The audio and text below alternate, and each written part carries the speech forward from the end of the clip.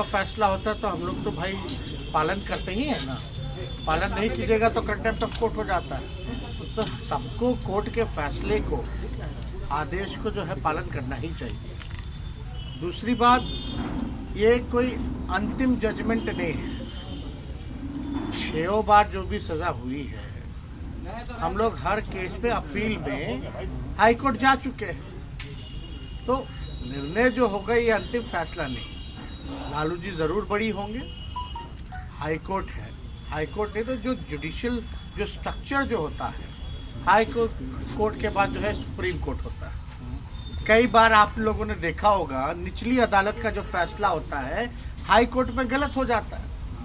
या कई बार हम लोगों ने कई चर्चाओं को, कई विषयों को देखा है कि भाई हाई कोर्ट में जो फैसला हुआ सुप्रीम कोर्ट में पलट जाता है। तो ये सारी चीजें जो हैं, तो अब कोर्ट का फैसला है तो उसका हम लोग पालन तो करेंगे ही।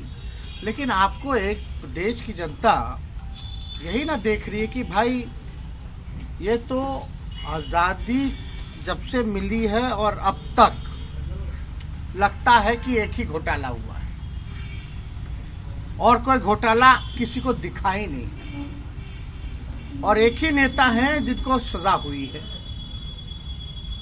और एक बार नहीं बार बार, यानी केस एक था उसको बांट दिया गया। अरे घोटाला तो एक था ना, कॉन्स्पिरेसी तो एक ही होती है। अब फल्ला फल्ला कितनी बार सजा देगी? देश की जनता जान रही है कि सजा किस कारण जो है गरीबों के मसीहा नेता को क्यों मिला है। अब जेल तो भाई गरीब और गरीब का नेता ही ना गया है। जो अमीर हैं, जो बड़े लोग हैं, या उनके बड़े लोगों के जो नेता हैं, उन पे कभी कार्रवाई हुई है क्या? बिहार में 80 घोटाला हो गया अब तक 15 सालों के अंदर नीतीश जी के राज में, लेकिन कहाँ किसी पे कोई कार्रवाई, कहाँ कोई मंत्री या अधिकारी जो है जेल गया?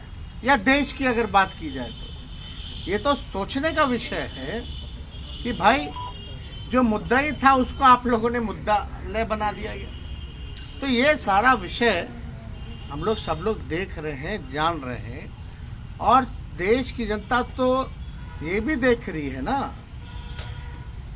चाहे विजय माल्या हो, मेहुल चौकसी हो, ललित मोदी हो, नीरव मोदी हो, या 2 दिन पहले ही 23,000 करोड़ रुपया लेके जो भागे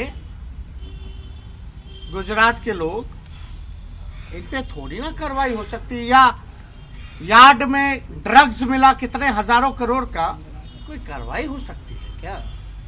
नहीं ना।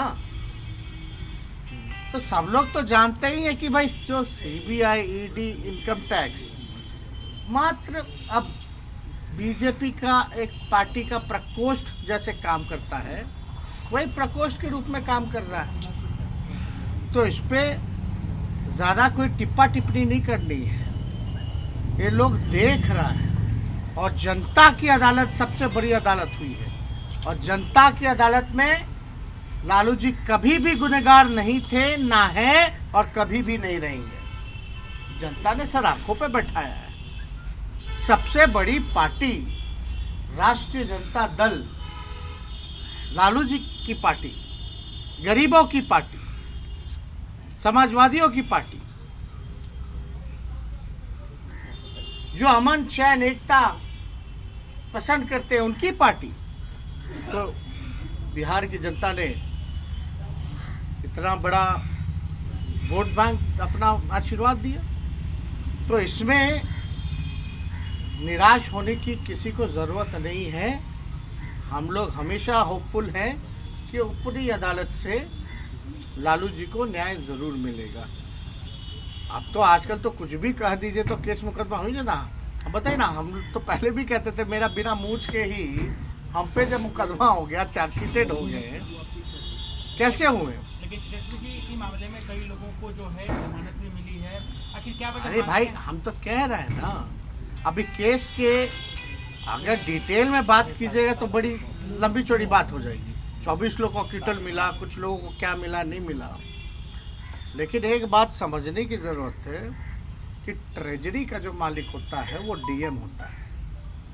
लालू जी ने तो आदेश जांच का दिया, लालू जी ने ही ना आदेश दिया, तब ना जाकर के जांच हुआ भाई।